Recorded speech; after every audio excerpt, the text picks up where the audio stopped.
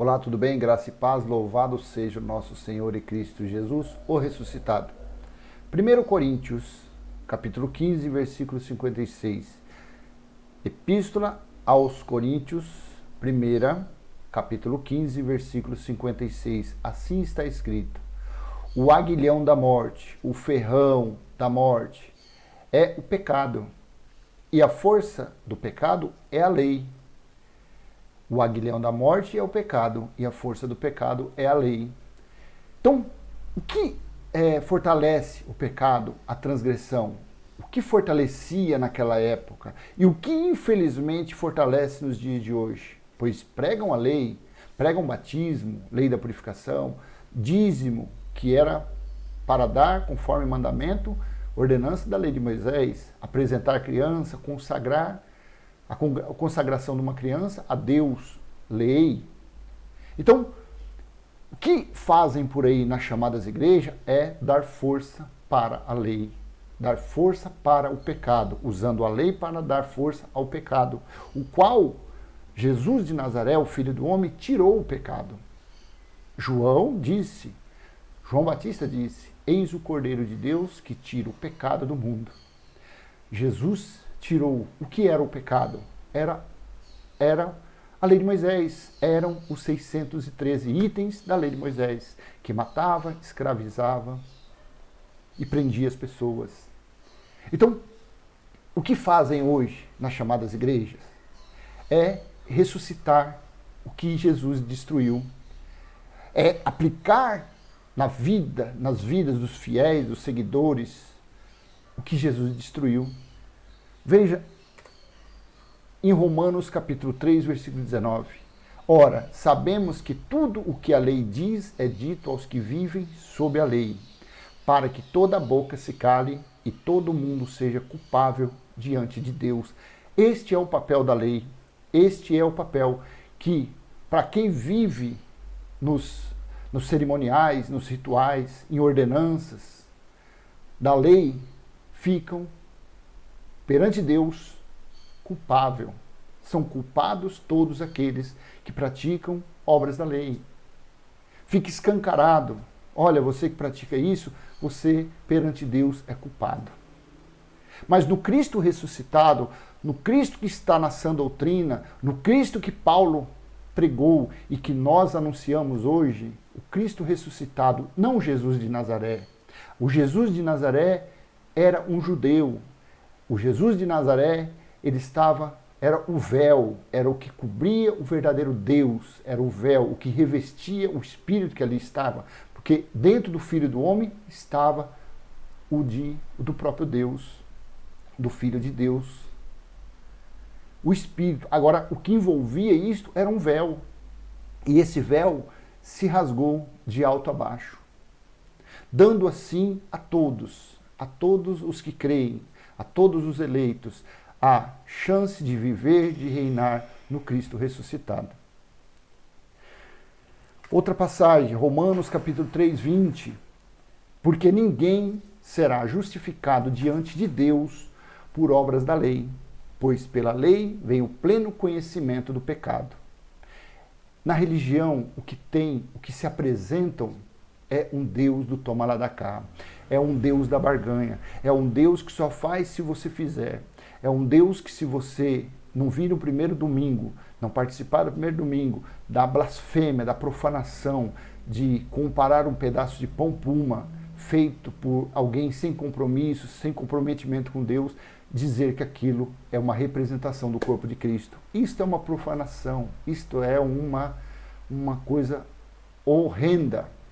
Dizer que o suco de uva, dos mais baratos ainda, que aquilo representa o sangue de Cristo, sendo que o nosso Cordeiro Pascal já foi imolado, já foi sacrificado.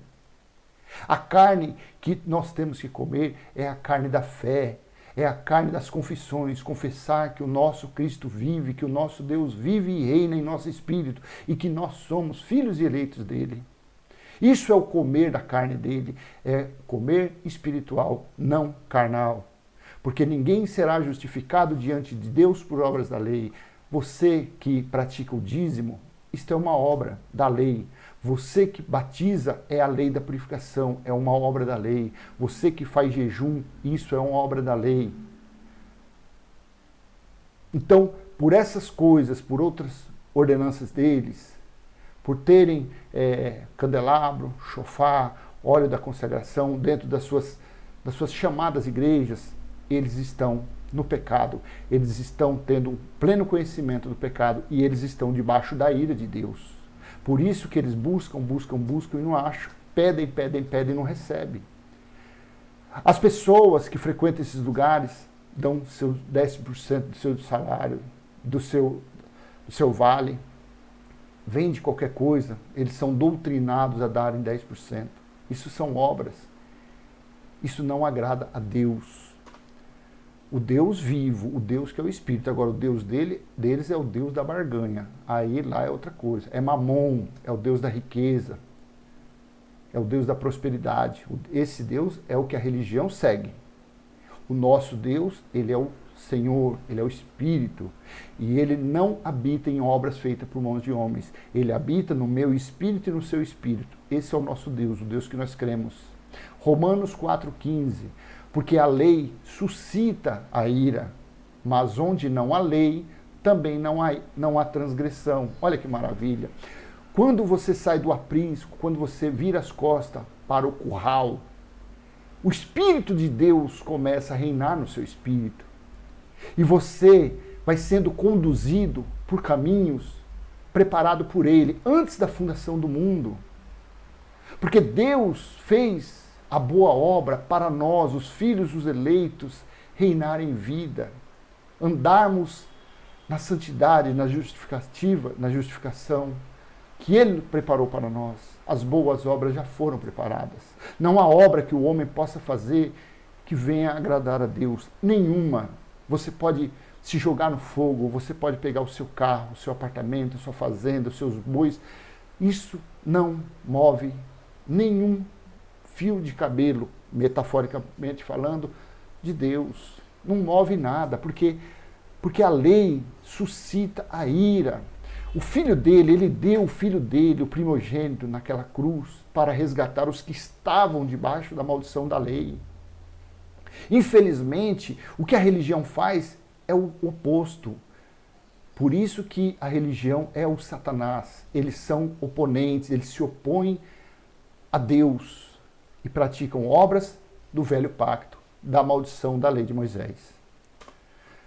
1 João, capítulo 3, versículo 4. Vejam o que era naquela época e, infelizmente, o que é o pecado. Todo aquele que pratica o pecado também transgride a lei, porque o pecado é a transgressão da lei. Onde não há lei, não há pecado. O que fazemos é transgredir quando se faz vontade da carne, é uma transgressão carnal, é uma obra da carne. Isto sim, é uma obra da carne, não pecado.